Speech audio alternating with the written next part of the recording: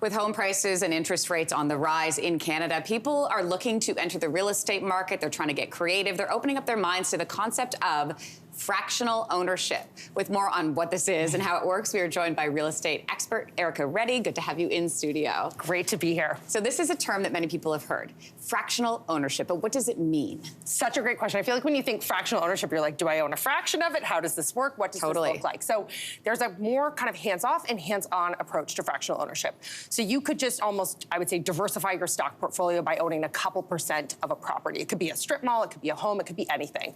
Or you can go very hands-on, whereby you actually own a fraction of it, you touch it, you feel it, you live in it. So let's say we're looking at a property, you would probably be looking at a couple % that you would be actually purchasing the equity stake in. And then from there, you would actually live in the property as if it was yours. You've got the equity in it, and then you would pay effectively almost like a rent to own, an actual structured payment per month while you're residing in the property and building equity. How does it differ between a rent to own, or is it basically the same thing? It's actually almost the same thing. So I think fractional ownership and rent to own could really be almost seen as the exact same thing, but fractional ownership, I don't know, maybe sounds fancier? Maybe. Okay, so break this down for us. Do you have an example? Absolutely. So we'll look at an example here in Toronto. So it's a condo, downtown Toronto, beautiful condo, 1 bed, 1 bath, situated right in the heart of the city. So this would be, we'll call it kind of, you know, what I would deem like a great starter condo. You'd be looking at a value of about $600,000 on this. So let's say we're looking at our equity share. So you're looking at purchasing that fractional ownership of this property. You'd be looking at about 2.5%, let's say. So about $15,000 to purchase this. So that's what you'd need. You need cash of $15,000 to put down. Exactly. So your cash would be the $15,000. And then from there, you'd be looking at probably a blended ownership payment of about $2,300, $2,400 a month. That would be to live in the property and actually make it your own. So you've got your equity in the property, and then you're paying obviously maintenance, you know, taxes, your share of repairs to own the property and live in it. And then at the end of that term, you could either up your equity, you could put in another share, you could cash out, you could continue. So there's lots of options, but effectively you've got an equity share in the property. And when you say options, I mean, I'm assuming it is really property specific, right? You can work out the terms of the contract specific to that property. Absolutely, yeah. And you could own a little bit more, you could do an equity boost. I mean, there's so many permutations to this. So who is this for? So I think this is a great opportunity for somebody that maybe is struggling to qualify for a mortgage. So maybe a freelancer, somebody that doesn't necessarily meet the minimum down payment, maybe a one income, you know, household that really wants to tackle the property market but can't do it with the full down payment.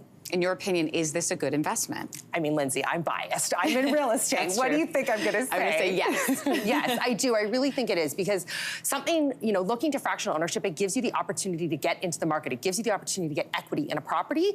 But if you don't have the full down payment, you can still take advantage of getting into the real estate market. We have to talk about downsides, though, Erica. What are the downsides of this? Absolutely. So I think the biggest downside would be the market. It's volatile. You don't know if it's going to go up or down. So this is kind of the advice that I feel I practice and preach, but you always want to look at it with a long-term time horizon. 3 years, I would say at minimum, 5, 7, et cetera. The longer you can be in it, the better. What is the difference between a timeshare and fractional ownership? Great question, because I actually, when I first thought of fractional ownership, I thought a bit like a timeshare. That's what I thought. A timeshare would be, you're going on a vacation, let's say you want to use a property for 2 or 3 weeks, you would buy the timeshare for that period of time, and that would be it.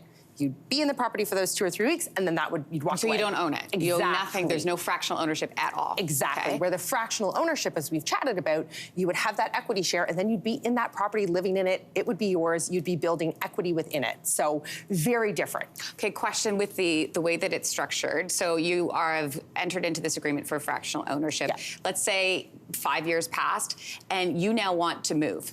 Do you lose the money that you've contributed to that piece of property? No, and that's because you've been building equity in the property. So at the end of, let's say it was a 5-year term, you could then look at how you would cash out on your equity and hopefully your profits, and then you could move on to, say, another endeavor within the market. Oh, see, that is a good piece of information to know. Absolutely. Erica Reddy, always good to see you. Thanks so much for being here. My pleasure, thank you.